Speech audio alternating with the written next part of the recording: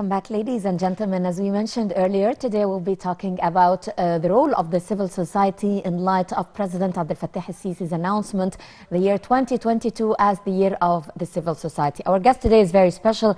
Not only is she a member of a civil society organization, she is also a former tour guide and a biker, and she has so many activities. Therefore, she will be talking to us about the role of women in Egypt's development, the role of the civil society, what can women do to empower themselves, and of course the activities that is part of all of this. Our guest today is Mrs. Nahla Abdel Fattah Taima, as I mentioned, former tour guide, a biker, and a member of a civil society organization. Thank you very much, Mrs. Nahla, for coming today. You're most welcome. Now, our main topic today is the year 2022 as the year of the civil society organizations. How do you see this announcement, and how do you see President Abdel Fattah al-Sisi's special interest in the civil society organizations and their role in Egypt's development? Actually, it's very encouraging for us, especially that we have been in charity business or charity services for a while, and we need the official support, especially when we go through huge projects like re-innovating schools, public schools, or charity for special needs like deaf and blind people. So this is the type of activities that you personally carried out through the civil society. Exactly. So such kind of services needs political support as well as governmental support. So what the President Sisi have done this year is giving us full support, so we can work under the umbrella of the presidency projects.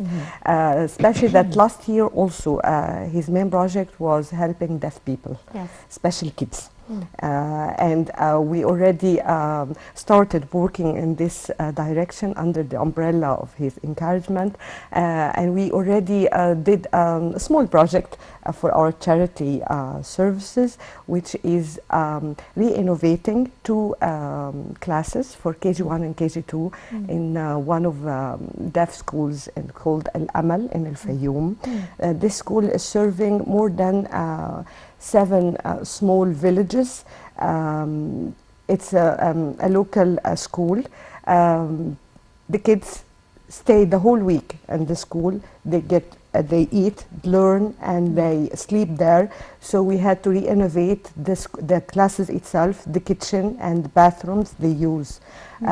We got used of this privileges we had from the president last year, and we hope we can continue. Actually, it's a two-way thing, Mrs. Nahla, because as you said, you as the civil society, you need the governmental support or the leadership, the political leadership support, and the president himself said that we as government or the government, the Egyptian state needs the civil society as well in so many things, because those mega projects that have been launched by the president and inaugurated by the president in the past few years, part of the success of these projects is the role of the civil society on one hand and the role of the private sector on the other hand. Now, the new strategy of the Egyptian state is to partner with the civil society and the public and the private sector, because the civil society, they have hands-on the most needy areas, the most underprivileged areas. And with the launch of Hayat Karima initiative or Decent Life initiative, this wouldn't have been done or carried out without the help of the civil society, because they are already there. They have been there in those villages. In the reality itself. They know the people know them, and they trust them. So whether it's a project, whether it's an initiative, whether it's a healthcare system or initiative, the civil society is always there. And as well as human development, as we have also another project which depends mainly on human development. We train the teachers how to deal with the deaf children, how to, we launched like sign language courses to help these teachers understand how to deal with these kids, the signs itself, because we found out that the teachers, they are not well educated in sign language. So we help them to know the sign language and teach the kids the sign language so they can interact easily. So they can give the kids the right information, everything. They understand the kids what they need and what they want.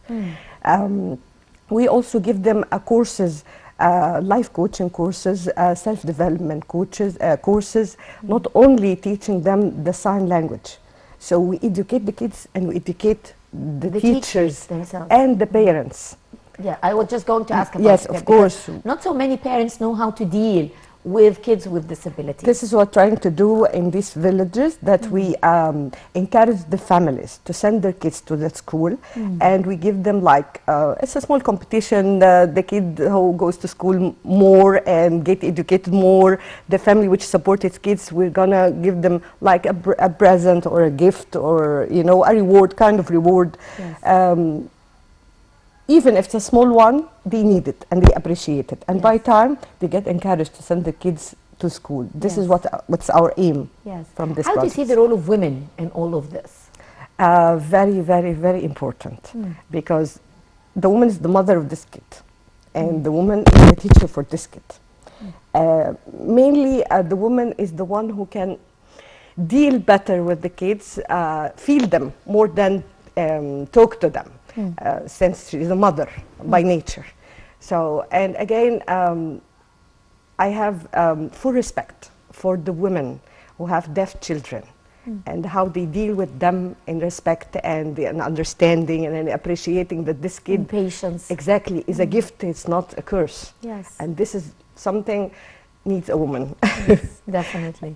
And a woman also who helps, of course, in all of this, in raising awareness, in teaching, in training, and this is the role played by the women in the civil society organizations. Exactly.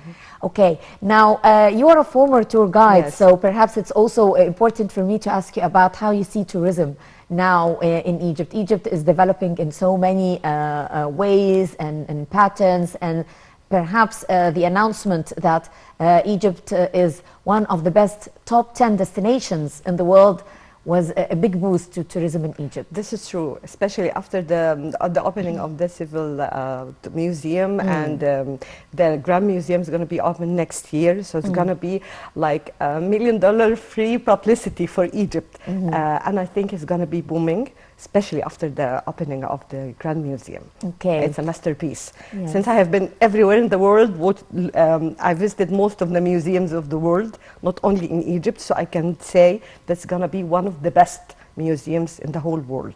Yes. Especially that we have the material to show the Egyptian, the pharaonic. And actually, yes, so many tourists came to Egypt in the past, despite COVID-19. Yes, and, exactly. Knowing that Egypt is a very safe and secure place, and also that all the Egyptian hotels and touristic destinations, they abide by the rules of safety in terms of COVID-19 restrictions. So that encouraged the tourists to come, especially to Luxor and Aswan in the winter season, and to witness the events that took place there, the inauguration of the Ram Sphinx Road and so many other events.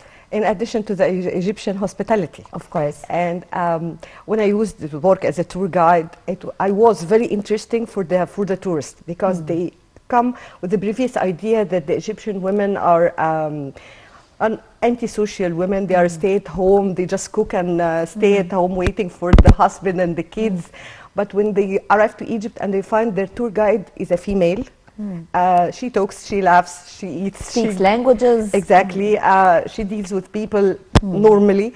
So then they start asking questions about the Egyptian women. What's our style of life, what we do. And then we see in the streets that women are everywhere, working everywhere, have a normal life like they have.